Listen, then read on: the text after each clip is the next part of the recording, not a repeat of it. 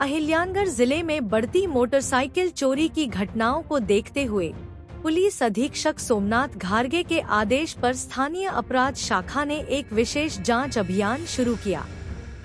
Police निरीक्षक दिनेश आहेर के मार्गदर्शन में पुलिस उपनिरीक्षक तुषार धाकराव और उनकी टीम ने गुप्त सूचना के आधार पर जाल बिछाकर 2 आरोपियों ओंकार उर्फ भिया रोहम और सोनू पवार को राहाता में गिरफ्तार किया।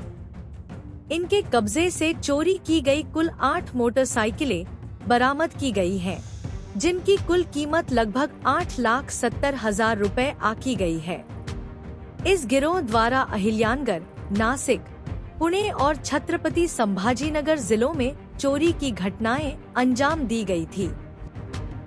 जब्त की गई गाड़ियों में royal Enfield, Pulsar, unicorn, HF deluxe और प्लेटिना जैसी नामी कंपनियों की मोटरसाइकिलें शामिल हैं। इस अपराध की आगे की जांच राहाता पुलिस स्टेशन द्वारा की जा रही है और अन्य चोरी की गई गाड़ियों की तलाश भी जारी है। यह कार्रवाई पुलिस अधीक्षक, अपर पुलिस अधीक्षक तथा शिरडी उपविभागीय पुलिस अधिकारी के मार्गदर्शन में स्थानीय अपराध शाखा की टीम ने सफलतापूर्वक अंजाम दी।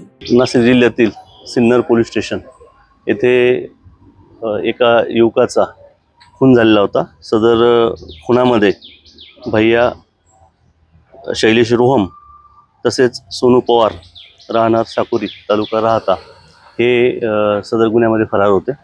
स्थानिक गुन्हे शाखेचे PSI धाकराव आणि त्यांच्या पथकाने त्यांना ताब्यात घेतलेला आहे। ताब्यात घेऊन विचारपूस करता त्यांनी मोटरसायकल चोरीची पण कबुली दिलेली होती। त्याप्रमाणे त्यांच्याकडनं 8 मोटरसायकली या स्थानिक गुन्हे शाखेने हस्तगत केलेले आहेत।